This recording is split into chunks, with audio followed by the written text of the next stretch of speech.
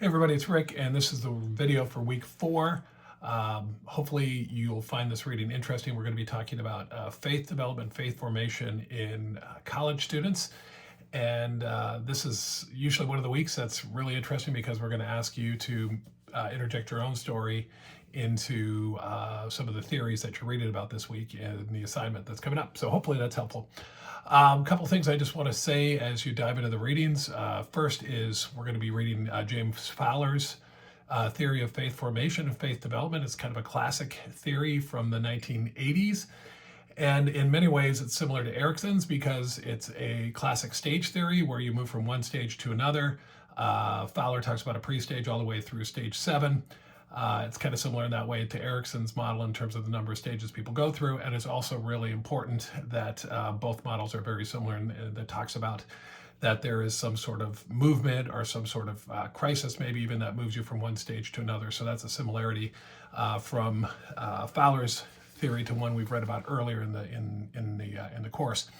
You're also going to read Sharon Daloz Park's theory, and one of the interesting sort of parallels with that is, much like I sort of teased, where Erikson's model, there's a space in there that leaves room for emergent adult theory and Jeffrey Arnett that we're going to read about in a little bit. Daloz Park's model also does that and says, well, where Fowler's model is coming up short is it doesn't really speak to the experience of young adulthood.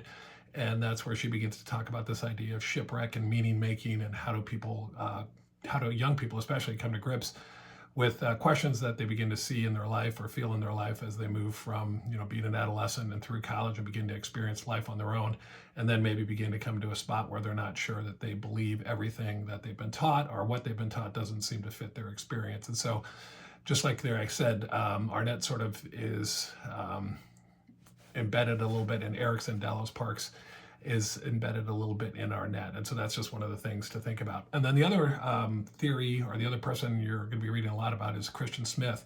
And Christian Smith is a prophet at Notre Dame, and he was responsible for one of the biggest studies of faith in young adulthood that took place over about 12 years in the early to mid 2000s into the past decade.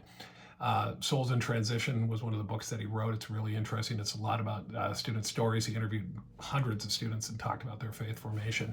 But in there, one of the themes, one of the things you're going to read about is this concept of moralistic therapeutic deism, and I think it's even part of the discussion question.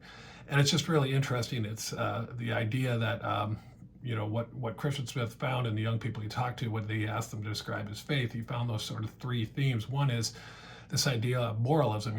Well, okay, I've been raised in a Christian home, and so I believe it's important to do right, and maybe even people who do right are rewarded, and people who don't do good are punished.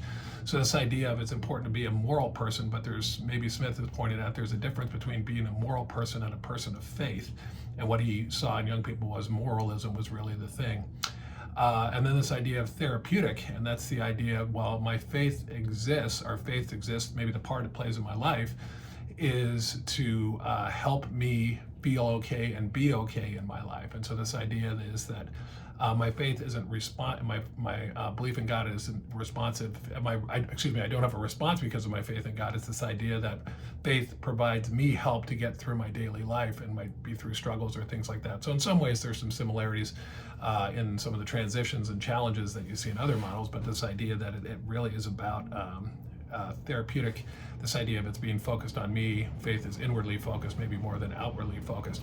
And then the other component is deism, moralistic therapeutic deism. So when he looked at young people, he had heard them describe God, it was more along the sense of like, well, okay, there is a God, and he created the earth and started the world in existence, but really doesn't have day-to-day interaction with us. It doesn't look over the world on a daily or consistent basis, doesn't hold all things together.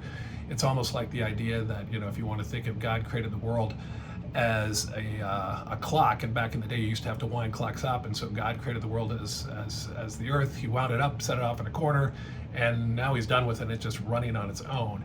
That's kind of a deism idea. A deist doesn't doubt the existence of God. It's just a matter that God doesn't play an integral part in the day-to-day life of the world or in my day-to-day life. And so that's what Christian Smith saw in his writing, and that's where he came up with this term of moralistic therapeutic deism.